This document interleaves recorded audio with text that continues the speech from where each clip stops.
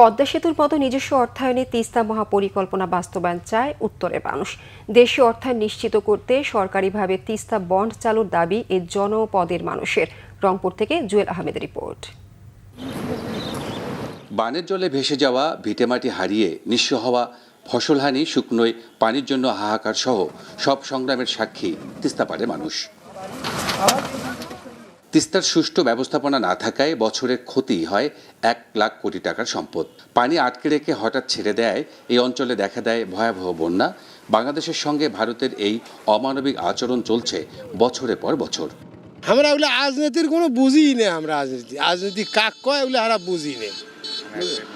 আমরা শুধু এই শরৎ আবাদ করি বুঝি, হইলে খাই, না হইলে কম খাই।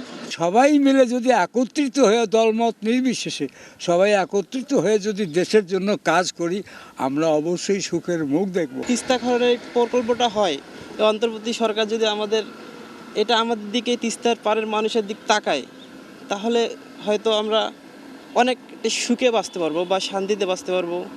তিস্তাকে নিয়ে একটি বহুমুখী প্রকল্প বাস্তবায়নে চলছে নানা আলোচনা। বিশেষজ্ঞরা বলছেন, প্রবাসীদের অংশগ্রহণে কাটবে সংকট, বন্ড চালু করে প্রকল্প বাস্তবায়ন হবে সহজ। প্রবাসী বাংলাদেশিদের আয়ের মাধ্যমে উন্নয়নের অংশীদার হিসেবে বন্ডে বৈদেশিক মুদ্রা সংগ্রহ হবে।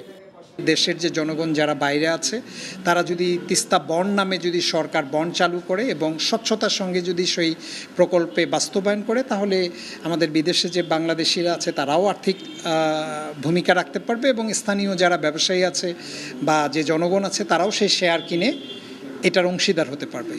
এর মাধ্যমে আমরা যেটি সুবিধা পাবো যে আমাদের স্থানীয় জনগণের চাকুরি হবে, আমাদের স্থানীয় পরিবেশকে আমরা রক্ষা করতে পারবো, রংপুর শহরকে আমরা এক্সপ্যান্ড করে তিস্তা নদীর পাড়ে নিতে পারবো এবং নতুন নতুন শহরতলি তৈরি করতে পারবো।